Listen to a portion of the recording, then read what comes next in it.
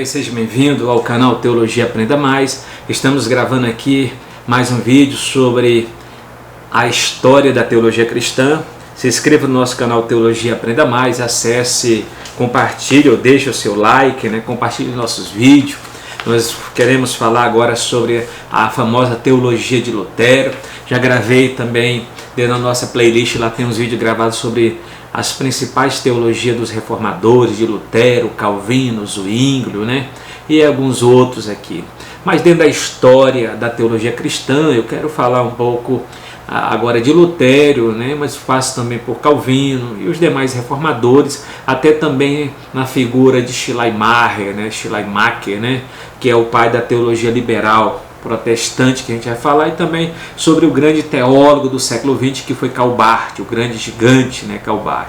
Então, a teologia de Lutero, os aspectos gerais da teologia de Lutero, que a gente coloca, os aspectos gerais da teologia de Lutero, ou chamado corpus luterano, contém muitos gêneros, diferentes de escritos, Então, dentro desses corpos luteranos, dos gêneros de escrito que Lutero tem, nós temos comentários de Lutero, nós temos o catecismo maior, o catecismo menor, e também temos tratados polêmicos de Lutero acerca dos seus adversários teológicos, filosóficos, políticos. Temos as controvérsias luteranas também. Os hinos de Lutero, o famoso Castelo Forte. Temos sermões, os grandes sermões de Lutero, que Lutero foi um grande pregador, um mestre na oratória também. As cartas pessoais de Lutero escrevendo para outros reformadores, outros pastores influenciando e etc. Então, temos a chamada conversa de mesa. Lutero sempre na sua mesa conversava com alguns os apoiadores da reforma, discutia teologia nessa mesa, então são chamadas conversa de mesa, conversa à mesa com Martim Lutero. E nenhum deles, entretanto, há algo que remotamente se assemelha a uma teologia sistemática. Então, já de pronto, a gente não vai dizer, não, Lutero tem uma teologia sistemática como de M. Gruden, como de Charles Roger, como de Louis Berkhof, como Stanley M. Houston. Não tem uma teologia sistemática. Não tem uma teologia sistemática. Apesar que Lutero fez muito comentário. Ele escreveu um comentário sobre a carta de Paulo aos Gálatas, antes da Reforma Protestante. Escreveu também um comentário também da carta aos Gálatas, depois da Reforma Protestante, Então, vamos colocar aqui quais são as principais obras de Martim Lutero no decorrer dessa história ao qual ele viveu, de 1483 até 1546, que foi o ano da sua morte. As principais obras do Dr. Martim Lutero, ele escreveu em 1520 a nobreza alemã, que é uma proposta de reforma relacionada à questão política, relacionada à própria nação em si. Também tem um escrito dele também, que ele escreveu na época, chamado O Cativeiro Babilônico, que ele fala sobre questões de sacramentos, de ordenanças e etc. Temos também a liberdade do cristão, Cristo como servo, o cristão como servo e Senhor, a questão da liberdade da escravidão da vontade, Ele vai ressaltar sobre a questão do livre-arbítrio, até que ele faz uma contra-resposta ao livro de Erasmo de Roterdã, quando Erasmo de Roterdã escreveu a liberdade da vontade, E Lutero coloca a escravidão da vontade, que no Brasil é lançado pela editora Fiel, Nascido Escravo. Então Lutero, ele cria na depravação total, que o homem está totalmente depravado, e o homem não tem condição de livre-arbítrio, de decisão, de escolha, de arbitrar em algum destino da sua própria vida no seu próprio Cristo. Então nós temos o catecismo maior, que são orientação para pastores, para os líderes religiosos. Temos o catecismo menor, que são orientações também para um corpo mais juvenil, um corpo de uma igreja, ao qual tem como ensinamento teológico e pedagógico. O pensamento de Lutero centralizava-se em alguns pontos que viria a ser os princípios da Reforma Protestante. né? Então nós temos aqui, quais são esses princípios aqui, essa base de Lutero? O pensamento de Lutero centralizava-se em quê? Em que ponto, né? Então, os pontos principais que faz parte do lema, né, do estandarte da Reforma Protestante, é aquele que ele coloca, né, o sacerdócio universal de todos os crentes. Nós não precisamos de mediador, a não ser Cristo. Nós somos sacerdotes reais, né? Possamos ir diretamente a Deus sem precisar de nenhum mediador, a não ser o próprio Cristo, e não o mundo clerical. A justificação pela fé somente, né? Isso que é o do lema principal da Reforma Protestante. A nossa salvação é somente pela fé e ponto. Não existe outro mérito a não ser o mérito de Cristo, não nossos méritos, nossas obras, porque a salvação não é meritória. Ela é meritória só no sentido quando Cristo é o mérito e a obra principal para sermos salvos. A autoridade exclusiva da Bíblia em questões de fé. A Bíblia é a nossa única regra de fé e de prática, e isso nós não temos. A autoridade final em tudo não é a igreja, não é o clero, não é o Papa, é a Bíblia Sagrada. A pessoa salvadora de Cristo, somente Cristo pode salvar. Somente Cristo é o caminho da salvação para nós. Somente Cristo pode nos levar para o céu.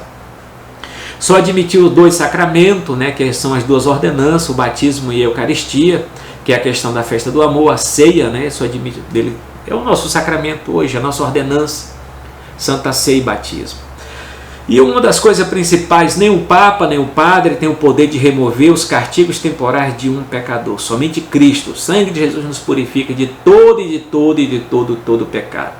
Uma das coisas principais que ele ressalta também em todo o comentário teológico que ele tem, a culpa pelo pecado não pode ser anulada por meio de indulgência, por meio de pagamento, de dinheiro. A culpa só pode ser anulada através do sacrifício vicário de Cristo. Somente um autêntico arrependimento pode resolver a questão da culpa e do castigo, o que depende única e exclusivamente de Cristo. Só há um mediador entre Deus e os homens, o homem Jesus Cristo. Não existe essa teologia mariana que coloca Maria como mediadora. Somente Cristo é o meio para sermos salvos. Não há autoridade especial no Papa. É como diz John Wycliffe, né? O Papa é o anticristo, isso foi do século XV, né, que ele colocou. A autoridade final é Cristo. Cristo, Papa, né, o nosso papai, o nosso pontífice, a nossa ponte para o céu é Cristo. As decisões dos concílios não são infalíveis, né? A única coisa que é infalível é a palavra de Deus. As decisões sempre, os concílios sempre erraram, como dizia Lutero. A Bíblia é a nossa única autoridade de fé e de prática para o cristão e não a igreja. É a Bíblia. A justificação é somente pela fé. A soberania de Deus é superior ao livre-arbítrio humano. É isso.